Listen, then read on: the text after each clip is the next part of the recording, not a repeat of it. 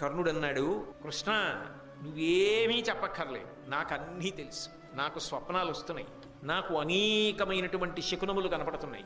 ఇప్పుడు ఈ యుద్ధమును తప్పించడం ఎవరికీ సాధ్యము కాదు. ఎందుకో తెలుసా? ధర్మ సంస్థాపన జరగాలి. ఆ ధర్మ సంస్థాపన కొరకు నేను పావైపోయాను. అందులో నేను దుష్ట చతుష్టయంలో ఒకడిగా మిగిలిపోయా. నా మనస్సు వేరొకటైనా నేనది జీవితంలో అలా చేసిన వాడనన్న కీర్తి ఇక నన్ను ముట్టదు. కానీ ఒక్కటి మాత్రం నిజం, ఆ యుద్ధంలో ఖచ్చితంగా గెలిచేటటువంటి వాడు మాత్రం ధర్మరాజు గారే. అందులో సందేహం లేదు. నేను చెప్తున్నా కృష్ణ, నువ్వు చెప్పక్కర్లేదు కృష్ణ, నాకు తెలుసు ధర్మం ఎక్కడ ఉంటుందో అక్కడ నువ్వు ఉంటావు, నువ్వు ఎక్కడ ఉంటుందో అక్కడ గెలుపుంటుంది. కాబట్టి ధర్మరాజు గెలుస్తాడు, పట్టాభిషేకం జరుగుతుంది, మేమందరం ఉత్తమ లోకాలు పొందుతాం, వీరస్వర్గం అలంకరిస్తాం, యుద్ధంలో పడిపోతాం. నువ్వు చెప్పక్కర్లా, నేనే చెప్పేస్తున్నా.